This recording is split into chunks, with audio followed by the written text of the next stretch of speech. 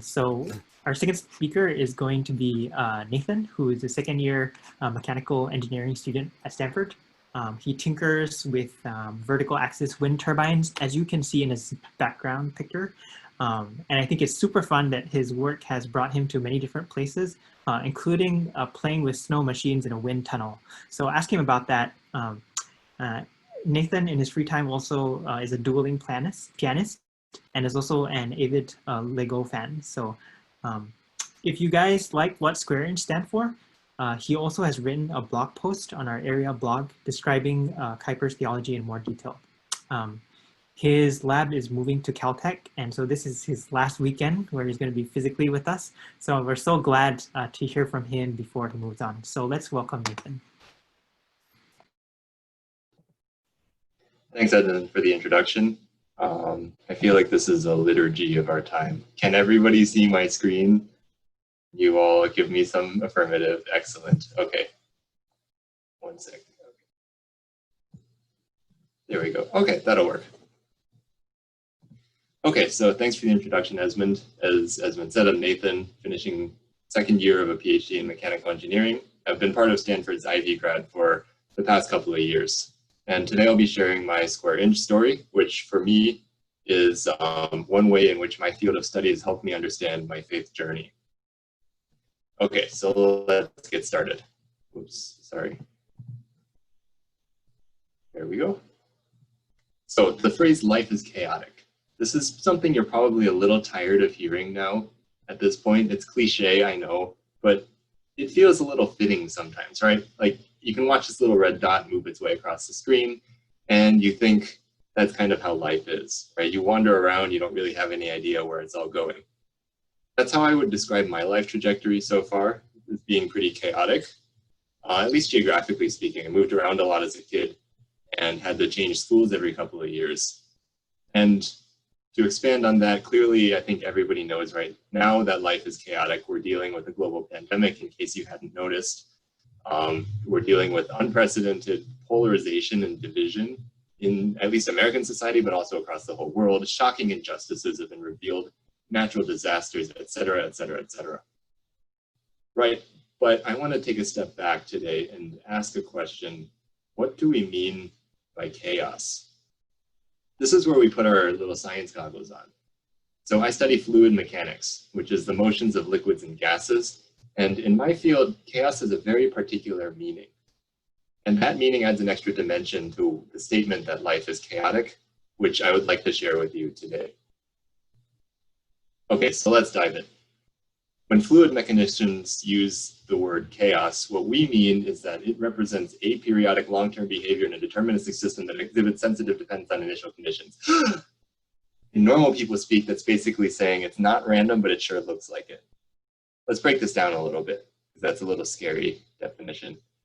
By the first part, all we're saying is that if you sit down and you look at a solution from one of these equations, all it is it won't repeat itself, no matter how long you look at it. So it's, in a sense, completely unpredictable.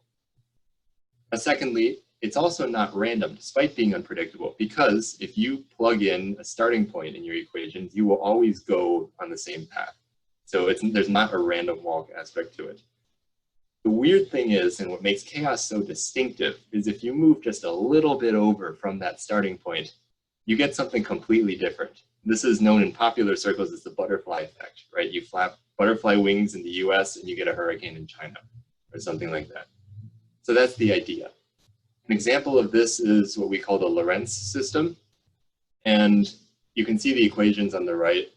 Don't get too interested in them. They're pretty boring equations. Like all it is multiplying and adding stuff. Nothing crazy going on. But if you look on the left, they yield really unpredictable solutions. Like the only technical word I know how to describe this is they just look funky.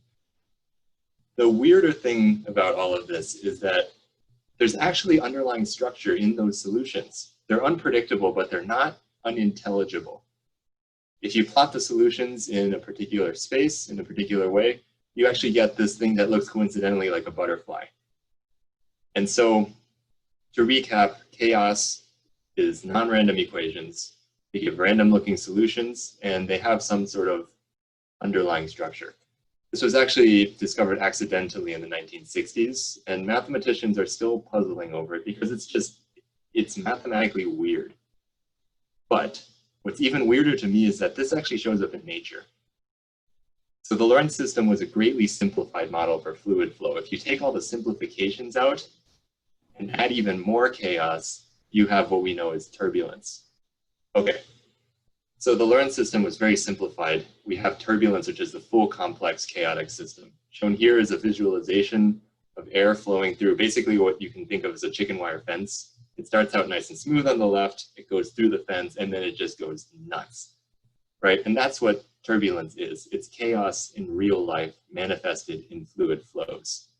It is unpredictable, but it is not random because it's governed by the Navier-Stokes equations, which are deterministic, but they're really complicated and nobody even knows if there's a general solution. So we don't have the butterfly-like picture of how turbulence works. But we do know that it has some underlying structure to it. So turbulence is a textbook example of chaos. And this isn't just like a weird isolated occurrence, like bumpiness on an airplane flight. As one of my professors likes to say, it's actually the rule, not the exception. Normally I would have a nice little demo for this, but since we're virtual, you'll have to settle for some pretty pictures. This is an experiment that was run by one of my lab mates. She injected dye at the top of a tank and filled the tank with little shrimpies, sea monkeys basically. And when you turn on a light at the top of the tank, the shrimp swim upward and their motion upward brings fluid downward, and you shoot the thing with a laser and you can see turbulence happening. So let's watch this video. So you can see the dye moving downward, and you see that it just gets more and more of these intricate complex whirls as the shrimp are swimming upward and the turbulence is developing. So this is sort of a picture of how you can think of turbulence, except it's three-dimensional. Okay, before we get all hypnotized by this, let me pause it. Now, stop looking at your screen, look at the air around you. Well, you can't see it, but you get my point. What's happening in the air around you is actually the exact same thing. You are swimming in a sea of turbulence. Your body heat, for example, is generating a buoyant plume that is shooting up around you. So in these images on the left of each of the two images, you can kind of see when I play the videos, there will be this flow around this person. So you're generating turbulence in that way. And when you breathe, when you talk, when you cough, you generate a whole lot of turbulence, which you'll see on the left, which of course is attenuated when you wear a mask. So I'll let those videos play and you can kind of see what the airflow around you at this very moment looks like. So you are surrounded by turbulence, you're immersed in turbulence, and you can see this for yourself. You don't have to just watch these videos. If you take a cup of coffee or tea, pour in a little bit of milk and stir it. Those whirls and everything you'll see are signs that turbulence is happening in your little cup of coffee. And so turbulence shows up in many, many places. It shows up in cars, it shows up in airplanes, it shows up in sports like golf or baseball, entertainment, smoke machines, fog machines, even the voices of singers, shows up in clouds and in the atmosphere, shows up in insects, flying animals have to deal with turbulence, turbulences in fish swimming as well, storms and severe weather, ocean currents and climate systems, fire and combustion, volcanoes, which roll in lakes apparently, industrial pollution, wind turbines, other planets, even in interstellar space. You get the idea, right? Turbulence is everywhere. And turbulence, therefore, is embedded into the fabric of the universe. This is an important point because what we see in the swirling motions of turbulent flows is a microcosm of the grander reality in which we find ourselves. This is where we put our science goggles on and they help us to see the grander reality in a new light.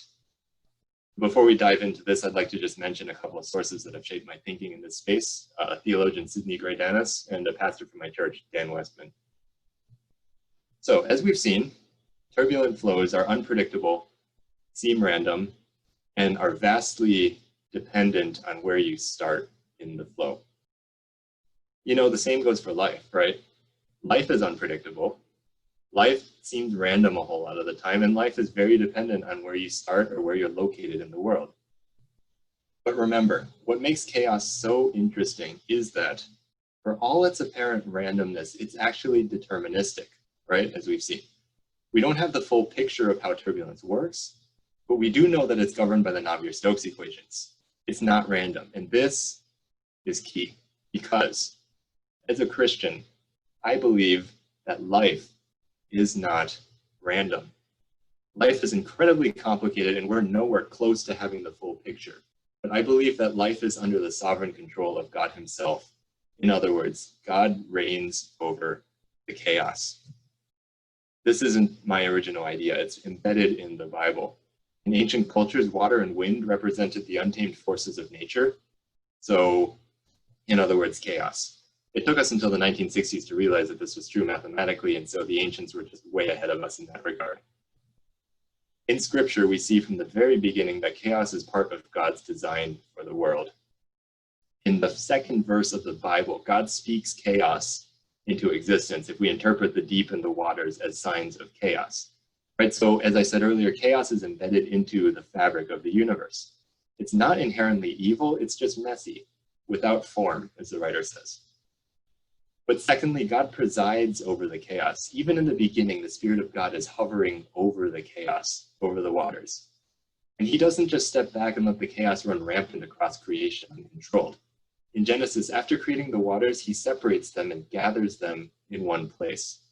This is emphasized by the prophet Jeremiah, in which God declares that he has put limits on the sea, which we understand metaphorically as putting boundaries on the chaos.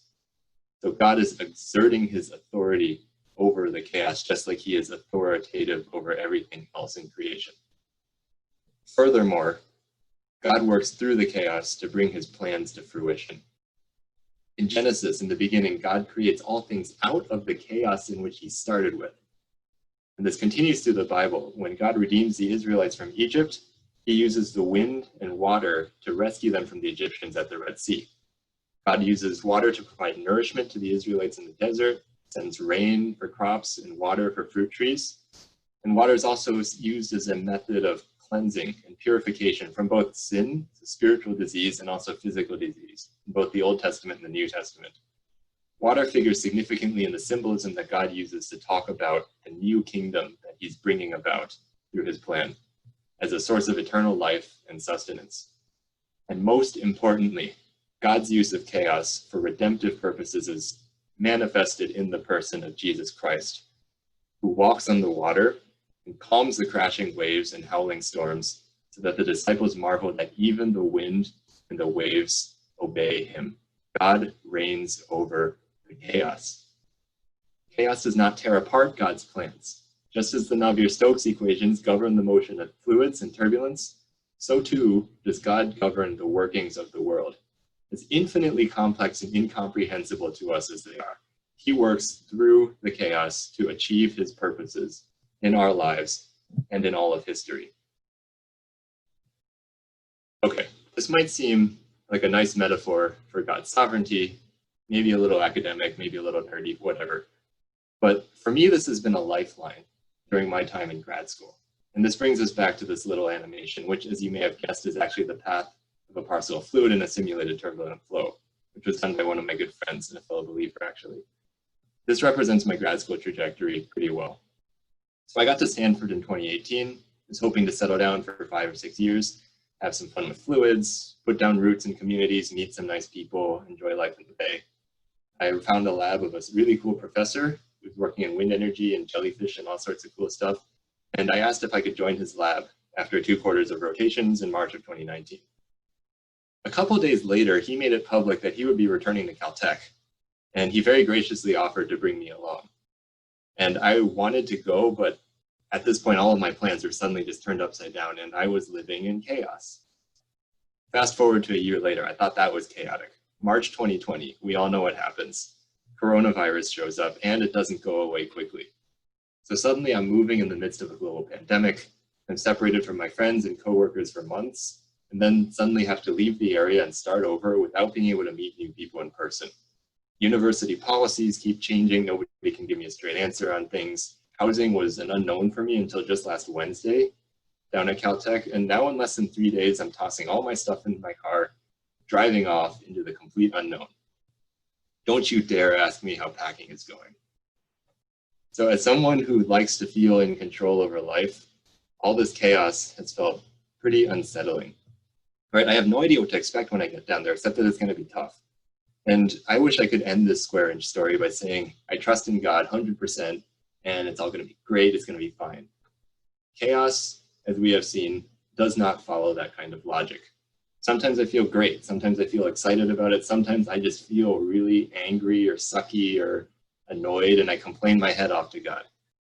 But even in those moments of frustration and panic, my fluid mechanics brain kind of turns on and notices certain things. Like the gentle flapping of my curtains in the breeze from my ceiling fan, the swirling eddies in the pot of water on the stove, the wind on my face as I'm running around in my last couple of laps of campus, even the clouds of wildfire smoke that are so ominously rolling across the sky. These are all signs that I am surrounded by turbulence, and each is a reminder that this world is inherently chaotic.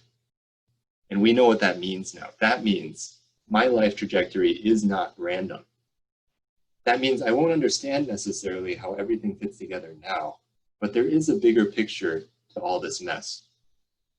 That means that God reigns over all the uncertainty, and he is working through all of the chaos to bring that bigger picture for my life and for all of history into reality. It's a humbling perspective. It reminds me that I am completely dependent on a God who is in complete control.